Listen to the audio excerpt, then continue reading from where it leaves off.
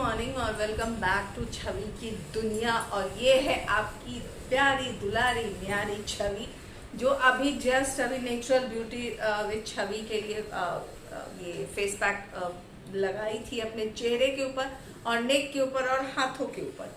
तो हाथों के ऊपर का हटा चुकी हूँ, फेस का हटा चुकी हूँ, नेक का है, क्योंकि नेक के ऊपर का अगर हटाने लगूँ ना वीडियो में तो ये फ्रंट पूरा गीला हो जाता है और वो अच्छा नहीं लगता। और मैं डे काउंट करना शुरू कर चुकी हूँ कि मुझे घर जाने में कितना दिन बचा है। तो पूरे 18 दिन बाकी है मुझे बिहार जाने में, बिहार जाने में, बिहार जाने में। और पूरे 4 साल के बाद जा रही हूँ, तो बहुत ज़्यादा एक्साइटमेंट है, बहुत ज़्यादा एक्साइटमेंट है जाने का। और डे काउंट कर रही हूँ। गोल्डी के आने में 5-6 डेज बचे हैं और अंशु को आने में 10 डेज बचे हैं। ये और अभी जा रही हूँ मैं पूजा का बर्तन धोने के लिए। फिर पूजा का बर्तन धोऊंगी, फिर नहाने जाऊंगी, शैम्पू करना है भैया तो नहाऊंगी, फिर पूजा करूंगी, फिर नाश्ता करूंगी, फिर नेचुरल ब्यूटी के लिए वीडियो शूट करूंगी और फिर आप लोगों से बात करूंगी। वैसे अगर आप सोचोगे कि छवि आज आप नाश्ता क्या करोगे, तो जब करूंगी तब दिखलाऊंगी दोस्तों, है ना। तो चलिए फटाफट फटाफट पूजा का बर्तन धो लेते हैं, ये सारा काम कर लेते हैं, उसके बाद आप लोगों के साथ गप्पा करते हैं, ठीक है। तब तक के लिए बाय बाय दोस्तों। नहाना भी हो गया, पूजा पाठ भी हो गया और नेचुरल ब्यूटी के लिए वीडियो भी बन गया। और ये जो है ना, मैं हेयर मास्क लगा ली थी क्योंकि आज मुझे शैम्पू करना था। तो मैं क्या की, शैम्पू करने जाने के पहले जब आप लोगों को बोली ना, तो जब पूजा का बर्तन धोने गई ना, तो उस टाइम में मैं क्या की थी, अपने बालों में हेयर मास्क लगा ली थी। 30 मिनट रखना था सिर्फ, तो 30 मिनट्स के लिए वो हेयर मास्क अपने बाल में रखी और उसके बाद जाकर के सीधा शैम्पू करके आ गई। और मेरे बाल देखिए, क्या खूब लगती हो, बड़ी सुंदर दिखती हो, फिर से कहो, कहते रहो, अच्छा लगता है, जीवन का हर सपना अब सच्चा लगता है। चलिए मिलती हूँ थोड़ी देर के बाद। दोस्तों यहाँ पे मस्त बारिश हो रही है, मस्त बारिश हो रही है। और यहाँ पे टाइम देखिए 2 o'clock होने जा रहा है और मैं क्या कर रही हूँ, तो लैपटॉप के ऊपर काम कर रही हूँ। कल जो वीडियो एडिट होगा, अपलोड होगा, तो उसका एडिटिंग वगैरह का काम सब जो है वो लगा हुआ है मेरा, तो वो सब अभी कर रही हूँ। और ये इसके चक्कर में पता नहीं कौन सा सीरियल शुरू हो गया, वो सीरियल मैं देखती भी नहीं हूँ, बस शुरू हो गया है, बस शुरू हो गया, बस देख रही हूँ। मैं राधा मोहन देख रही थी, वो कब खत्म हो गया, दूसरा शुरू हो गया, ठीक है। तो अभी जल्दी से थोड़ा सा एडिटिंग बाकी है, वो ख़त्म कर लेती हूँ और उसके बाद आप लोगों के साथ बात करती हूँ, ठीक है। चलिए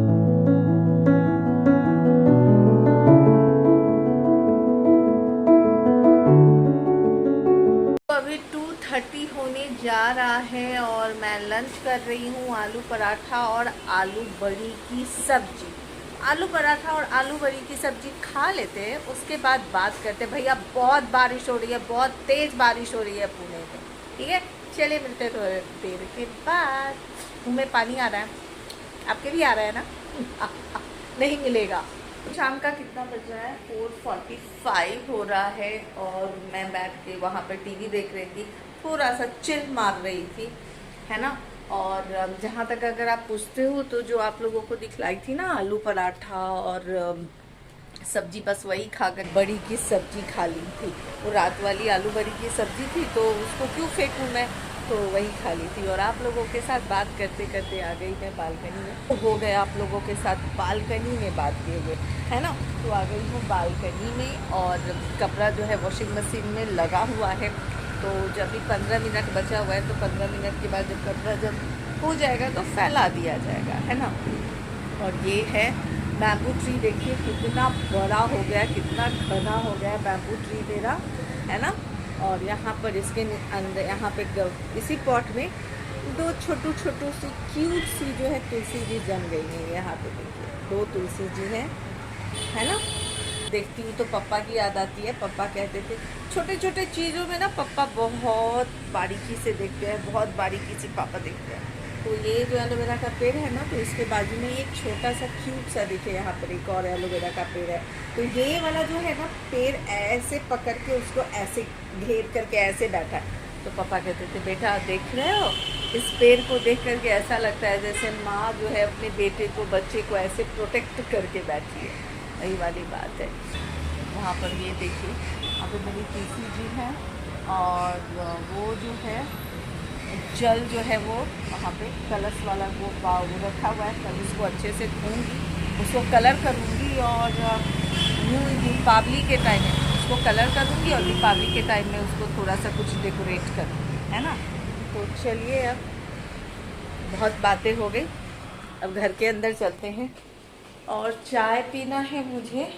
और ये सारे ममाअर्थ के प्रोडक्ट जो परचेज करके मंगाई हूँ, इसको इस्तेमाल कर रही हूँ। सॉरी, ये जो ग्रीन टी है ना, इसको लास्ट अभी 10 डेज से इस्तेमाल कर रही हूँ, और इसका रिज़ल्ट जो है मुझे शेयर करना आप लोगों के साथ है। और ये दीपावली की शॉपिंग बहुत सारा इस बार कैंडल्स मंगाई हूँ, बहुत डिफरेंट टाइप्स के कैंडल मंगाई हूँ। चलिए, बहुत सारी शॉपिंग शुरू हो गई है, उसमें से वो भी है, वो सब भी दिखलाऊंगी, ठीक है। तो चलिए थोड़ा काम करते हैं, फिर बात करते हैं। ये मेरा हाथ है, हाथ सनी देओल का हाथ नहीं है जो दुखे नहीं। एक राज की बात बताऊं, आज मैं अपने आप को बहुत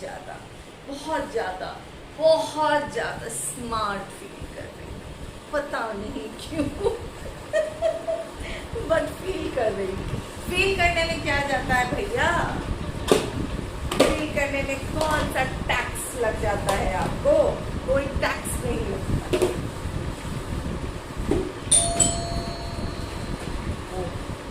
बिग बास्केट।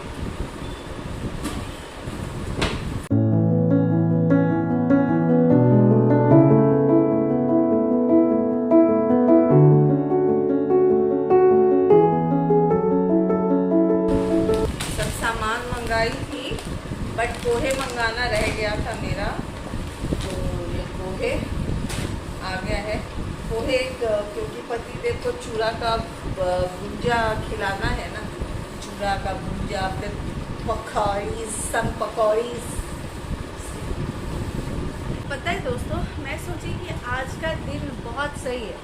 आज मैं आप लोगों से बात करती हूँ कि भाई, जो मैं आप लोगों को बोली थी कि आप लोगों के साथ बात करूँगी, तो वो आप लोगों के शायद लाइफ में कुछ चेंज लाए, या नहीं चेंज लाए तो एटलीस्ट आप लोग इस चीज़ को सोचिए। तो वो बात क्या है कि देखिए, बच्चों के लिए माँ बाप दोनों होते हैं, है ना, लेकिन जब बच्चे बड़े हो जाते हैं, और जब बच्चे अपने लाइफ को जीने के लिए बाहर निकल जाते हैं, या फिर पढ़ने के लिए जाए, या फिर जॉब करने के लिए जाए, कहीं भी जाए, तो जो फ़र्क सबसे ज़्यादा जिसके ऊपर आता है ना, जिसको सबसे ज़्यादा फ़र्क पड़ता है, वो होती है माँ।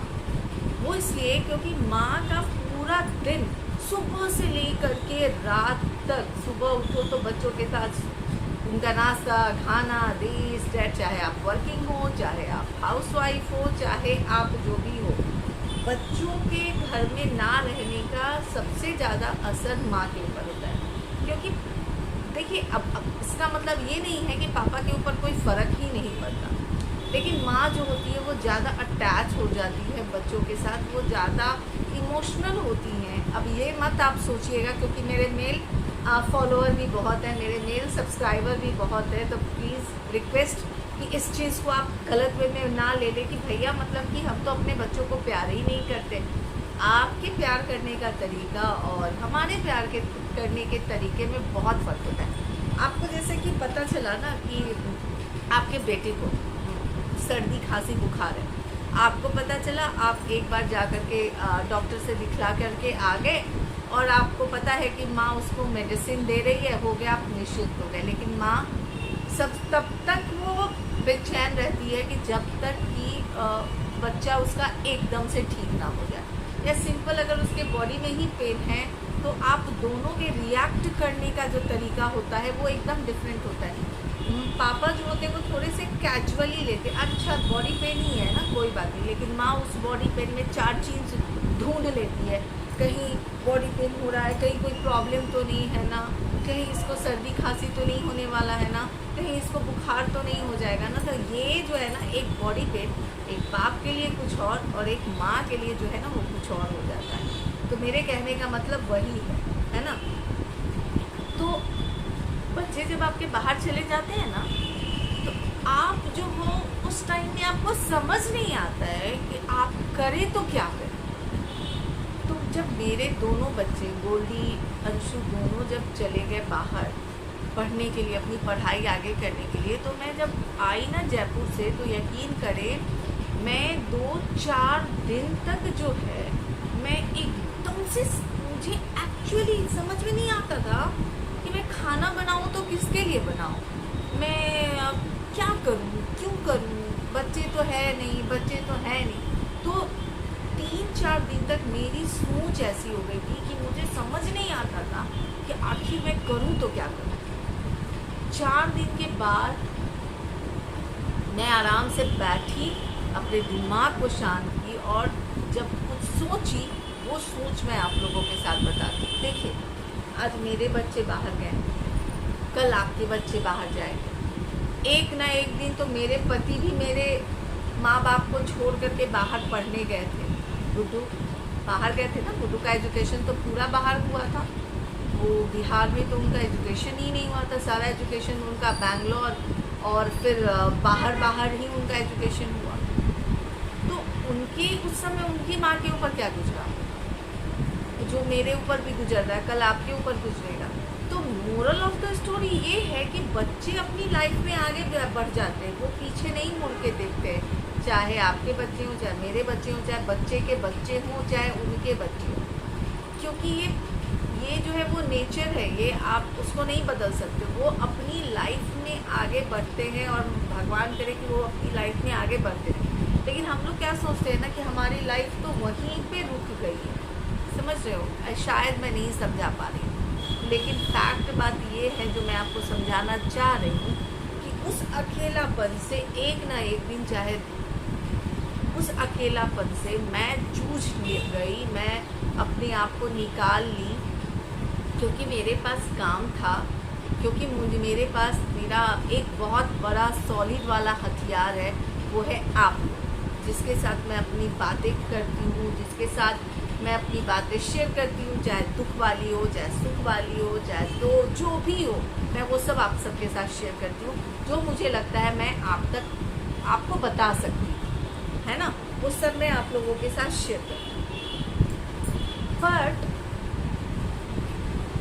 मैं उनके बारे में सोचती हूँ कि वो एक एज के बाद, एक एज में आने के बाद 50+ होते हैं या 55+ होते हैं, जब उनके बच्चे जब उनसे दूर जाते हैं, तो सडनली हस्बैंड तो वर्किंग होते हैं और ये सबसे ज़्यादा उन्हें झेलना पड़ता है। जो मुझे लगता है जो ये हाउसवाइफ जो होती हैं वो इस फेज में ज़्यादा फंसती हैं, और वो मोस्टली मुझे जैसा पता चला है, मैं तो शॉक हो गई थी कि ये जो लोग बोलते हैं ना 50 to 60 वाले जो एज होते हैं, इसमें लेडीज सबसे ज़्यादा डिप्रेशन में जाती हैं, 50 to 60 वाले एज में, क्योंकि उनकी ज़िंदगी तो शुरू होती है बच्चों के साथ, खत्म होती है बच्चों के साथ। और जब बच्चे उनसे दूर हो जाते हैं, पढ़ने जाते हैं या फिर बच्चों की शादियां हो जाती हैं, तो उनको लगता है कि उनको अब क्या करना है, क्या करूं। तो उस टाइम में वो बहुत ज़्यादा अकेला फील करती हैं, उनको समझ में नहीं आता कि वो क्या करें।